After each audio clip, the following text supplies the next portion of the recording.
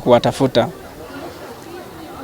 Na watu hao watatu waliosalia jinsia yao ni ya kike wote waliosalia ziwani. Kwa hiyo kwa taarifa hiyo ya awali iko namna hiyo, lakini tunaendelea kupambana ili kuweza wenzetu kuweza kuwatoa waliosalia eneo hili la ajali. Waliosalia, ugumu wa zoezi ni kwamba eneo hilo ambalo limepata ajali pia kuna miamba kwa chini, na sadikika wenyeji wa hapa wa maeneo haya Kalalangabo wanatuambia kwamba hapo chini kuna miamba. Kwa hiyo ugumu unakuja katika zoezi la kuwatafuta, pengine watakuwa chini ya miamba hiyo, lakini tunaendelea na wataalamu wetu kuweza kuwatafuta mpaka hapo tutakapokuwa tumewapata. Mmoja wetu akipotea ni tatizo, sio kwa familia yake, ni kwetu wote. Manake sisi ni kitu kimoja na ni taifa moja.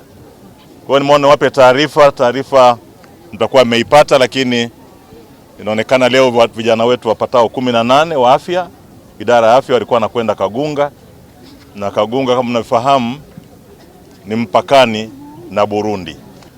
Kwa hiyo walikuwa wanakwenda kutoa chanjo asubuhi. Wakati wanakwenda kutoa chanjo ndio bahati mbaya ikatokea upepo mkali ambao umesababisha boti ya halmashauri kupinduka.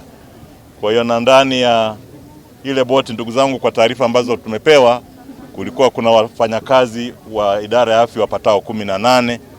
Kwa hiyo boti ilipopinduka wafanyakazi 6 wamefariki, lakini wafanyakazi wengine 12 9 wameokolewa na 3 taarifa tulizonazo bado wako ndani ya ziwa.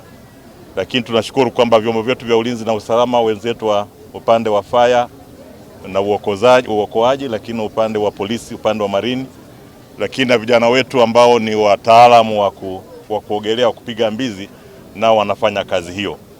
Kwa hiyo niwahakikishie kwamba hili limetokea ni kwa bahati mbaya, lakini kuna kitu cha kujifunza.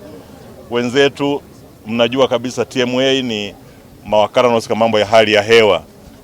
Sisi ambao tunazungukwa na maziwa haya tuwe makini sana. Taarifa inapotolewa ile saa 2 alafu saa ngapi, saa 5 za usiku, tuwe makini kuangalia. Mimi jana wakati naangalia, ndugu zangu wa Tanzania wenzangu, niliona mkoa wetu utaendelea kupata mvua na hali ya hewa unaiona.